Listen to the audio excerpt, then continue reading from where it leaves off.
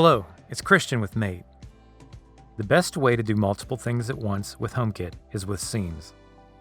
In a scene, you can turn on a group of lights, change the temperature, and arm your security system with a single command. Let's set up a welcome home scene. Open the Home app and select the plus sign in the top right corner. Then select Add Scene. Then name the scene. Next, select Add Accessories. We're going to add all of the living room lights and the living room thermostat, then select Done. Press and hold on the devices to change what they do when the scene is activated.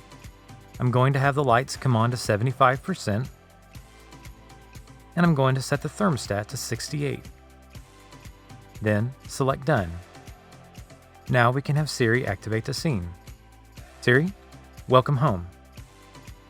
You can always press and hold on a scene after you make it to adjust what each device does or add new ones. Thanks, and have a great day.